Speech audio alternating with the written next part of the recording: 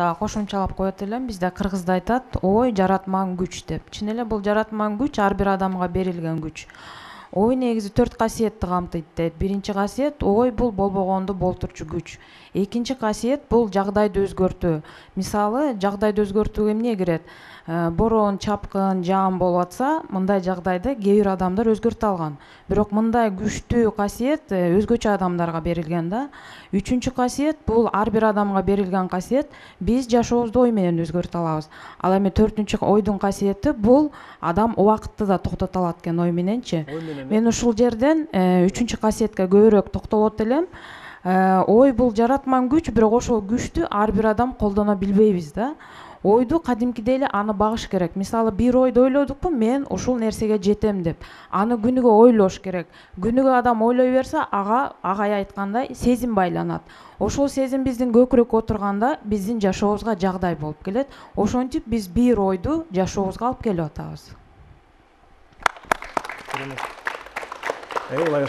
Мен кичине тогуктап коет элем карындашымды. Ушул ойдун, ошол ойлордун баарына жетиш үчүн биринчи акыл эсиң болуш керек да. Эгер акыл эсиң болбосо, ошончо ойду ойлой албайсың. Мисалы, бир эле жөнөкөй мисал айтайын. Баягы биринчи жолу кыргыздар машинаны көргөндө чапанын тескери кийип алып, астынан чыгып, муну үркүтүп жыгып салайын деп ойлогон да. Ал ошонун акыл эси жогунан эмес. Ошол адамдын мээсинин жогунан, айбандыгынан эмес. Ал өмүрүндө машина көрбөгөн да. Маалыматтын жоктугу. Маалыматтын жок, түшүнүк жок да, түшүнүк. Жана мен айтып атпайм, түшүнүк жок. Ал түшүнгөндөн кийин анын темир экенин, анын бирөө айдарын түшүнгөн. Оюн топтой алган. Эми маселен чыгыш философиясында ойду калыптандыруунун бир эрежеси, жөнөкөй эле бир эрежеси бар. Маселен, жатканда патологоңа бир кичинекей кара точка чийип коюшуң керек дагы. Точка дегенди гана ойлонушуң керек.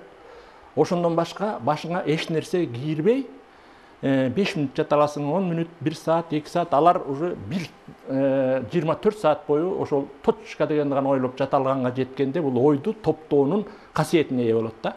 А биз азыр мына өзүң деле ушул жерден азыр могу бир точканы карап ойлоп көр. 2 секундтагы ошо точка дегенди ойлоп тура албайсың. Ортосунда башка ойлор кире баштайт. Мээңечи тиги Мирханов эмне деп айта бер экен, тиги кыз эмне кылар экен. Анан точканы ойломок эмес белем, кайра точка.